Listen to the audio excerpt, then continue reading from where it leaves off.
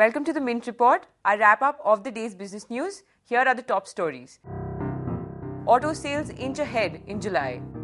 India's exports show a decline, and markets make gains for a fourth day in a row.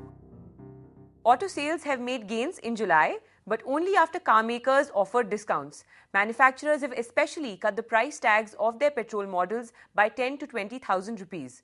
Market leader Maruti Suzuki's sales went up by 6.8% in June, though that's compared to a low base last year.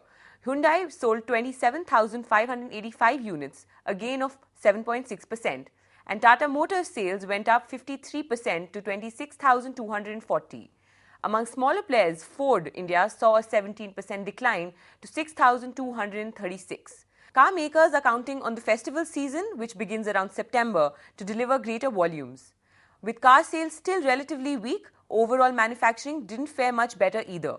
A drop in both domestic and foreign demand resulted in sluggish industrial output.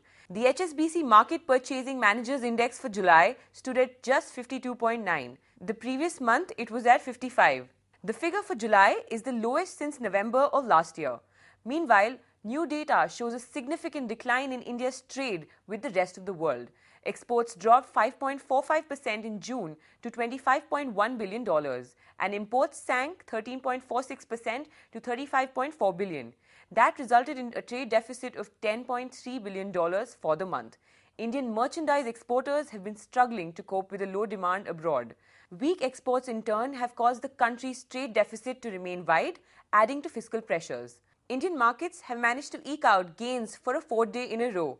The Sensex nudged up 21 points to 17,257 and the Nifty climbed 11 to 5,240. While trading was generally lukewarm, some shares made significant gains. Cipla jumped 4.4% on the BSE after posting strong first quarter earnings. And Cummins India went up 2.5% on expectations of a greater demand for diesel generators after the recent blackouts.